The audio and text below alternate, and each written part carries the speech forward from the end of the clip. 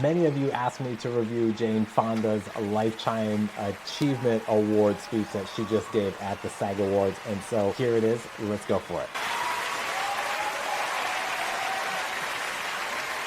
I love that she is soaking it in.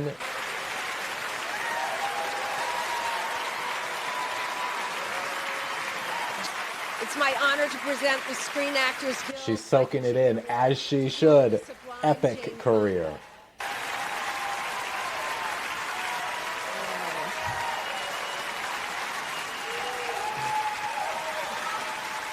Wow.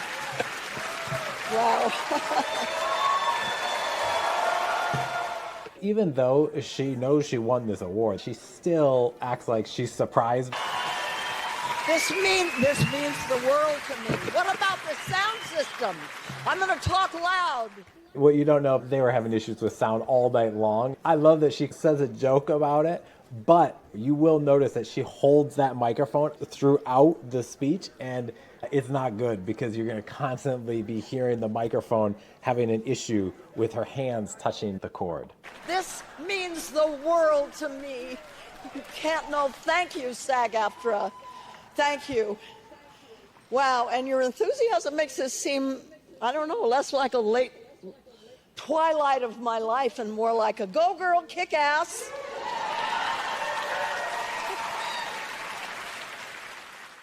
I love that she uses that joke because the joke about this award, you get it at the end of your career, but she's like, no, I'm going to turn this around and own it for myself. If you can kick off with a joke, it's so good because it warms the crowd up. Which is good because I'm not done.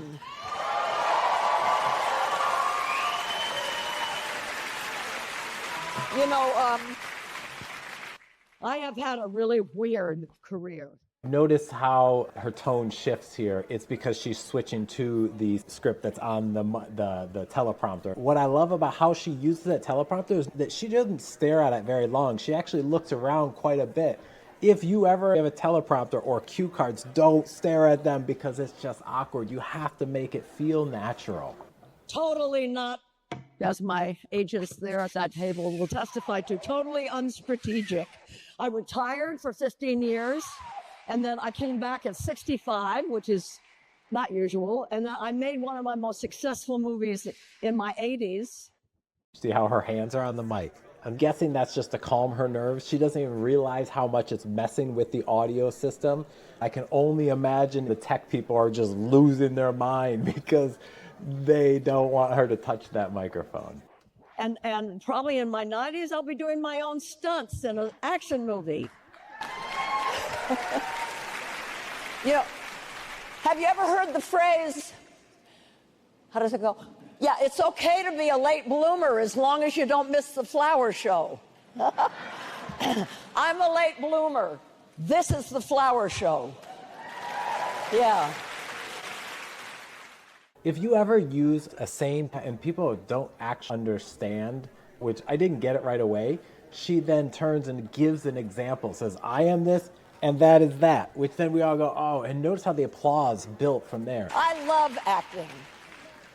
We get to open people's minds to new ideas. She's definitely on script here with the teleprompter. The world. But she knows it because she starts looking when around. Things are tough, like now. And for a woman like me, who grew up in the 40s and 50s when women weren't supposed to have opinions and not get angry, acting gave me a chance to play angry women with opinions, which, as you know, is a bit of a stretch for me, but... That was ad-lib, and it was great. I'm a big believer in unions. Yeah. They have our backs. They bring us into community, and they give us power. Community means power. And this is really important right now when workers' power is being attacked and community is being weakened. Current events, which is obviously there's a lot going on in the world here in the United States, and she's touching on it, but she's not directly calling it out because that would probably be too distracting from the core message that she's trying to get across. She doesn't want this to be a political thing, She's trying to get a core message across. Notice how she touches on current events, not calling anyone out by name, and then comes back to the core message. But SAG-AFTRA is different than most other unions because us, the workers, we actors, we don't manufacture anything tangible. What we create is empathy. Our job... I wish she would have hit that empathy line a little bit longer and waited for the applause. Don't jump right to the next thing. That line was such a good line that I think she could have gotten a good applause from it had she waited just a little bit longer. You notice they started to clap, but she was talking, so they stopped. Is to understand another human being so profoundly that we can touch their souls. We know why they do what they do. We feel their joys and their pain. Here at the 31st... The tech people messed up again, but watch how she covers from it. And I can conjure up voices.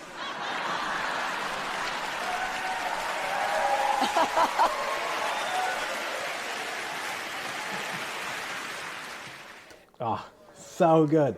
Things are going to happen in your speech. If you can turn it around and make a joke about it, especially if it's on brand or on content, that's huge. She makes a joke about it, and notice that's probably one of her loudest laughs/claps of this entire speech. And then she doesn't linger on it, she gets right back to the message.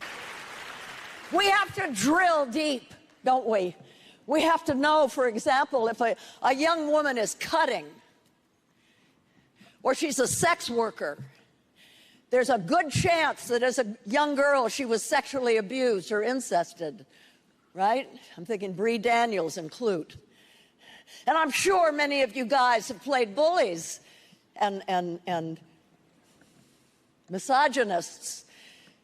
And you can pretty much know, you actors, right, that probably their father bullied them and called men that he felt were weak, he called them losers or pussies. And while you may hate the behavior of your character, so she's on message you have here, to delivering the understand and message empathize that she wants to. with the traumatized person you're playing, right? Thinking Sebastian Stan in The Apprentice.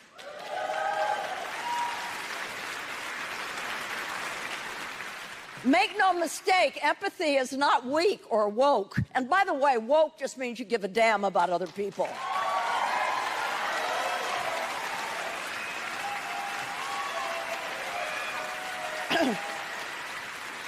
Back to empathy. But she's coming back to empathy again. People are going to be really hurt by what is happening, what is coming our way. And even if they're of a different political persuasion, we need to call upon our empathy and not judge, but listen from our hearts and welcome them into our tent, because we are going to need a big tent to resist successfully what's coming at us.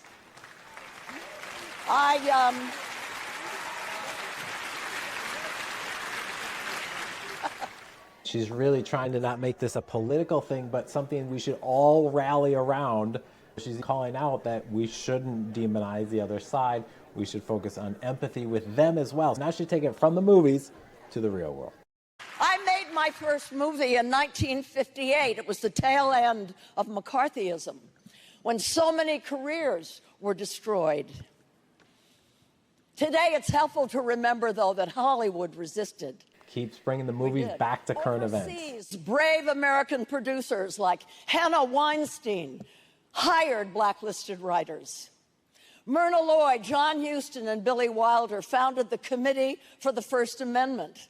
They had a radio show on ABC Radio called Hollywood Fights Back. Members of the committee included every big-name actor in town. This is a great technique where she's using her experience, her age, as wisdom and saying, look, we have been here before. It's happened already once. We can do it again. Most people probably weren't around during the era she's talking about. So for her to pull from that experience helps them to understand, like, oh, this isn't new. We've been here before. Have any of you ever watched a documentary? She had to catch herself. And what I like is she just paused, figured it out, and then she got back on the message. If you don't know what's next, give yourself a moment. Pauses are okay. Of one of the great social movements, like apartheid or our civil rights movement or Stonewall, and asked yourself, would you have been brave enough to walk the bridge? Would you have been able to take the hoses and the batons and the dogs?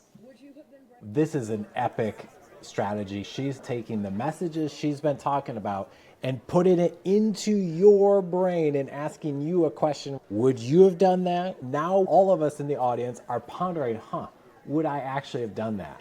It's a genius move to be able to take the bigger message and bring it back to the individual in the audience to ask them what they would have done in that situation. We don't have to wonder anymore because we are in our documentary moment.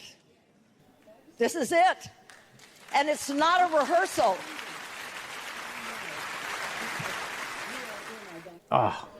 That phrase, we are in our documentary moment, is the phrase that pays, and I love it.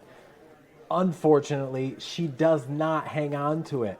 She should have elevated her voice and said, we are in our documentary moment right now.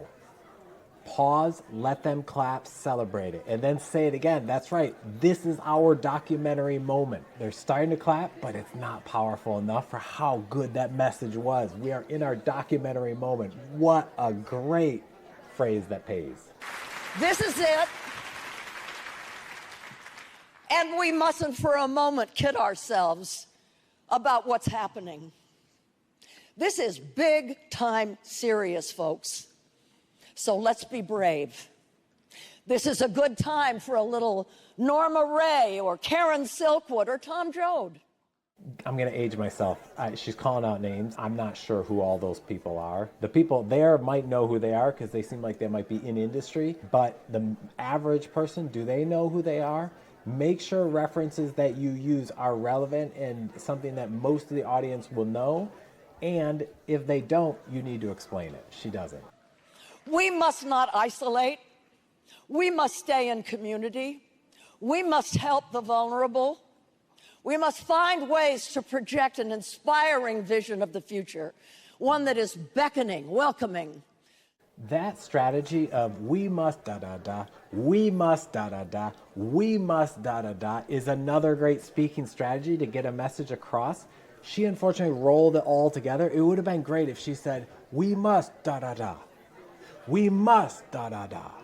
We must da-da-da, and kept going. In that motion, it would have built up to what she's going to say right now. That will help people believe that, to quote the novelist Pearl Cleage, on the other side of the conflagration. Conflagration. I'm going to dictionary that word. Does the average person know it? You want to make sure that the people you're talking to know the words you're using. Otherwise, it's going to go over their head. There will still be love. There will still be beauty. And there will be an ocean of truth for us to swim in. Let's make it so. Thank you for this encouragement. Thank you. Overall, amazing message. The fact that she touched on current events. She brought the world of movies into the current day, into our own minds to ask us, what would we do in those situations? Because we are in that situation right now. So what are you going to do? She didn't spend much of her time talking about her history and worrying about what she said or what she did over the years. No, it was really focused on the movies in general. So bravo, Jane Fonda. Kudos to you. Out of 5 microphones, I'm going to give you 3.5. This is Tom signing out. Bye.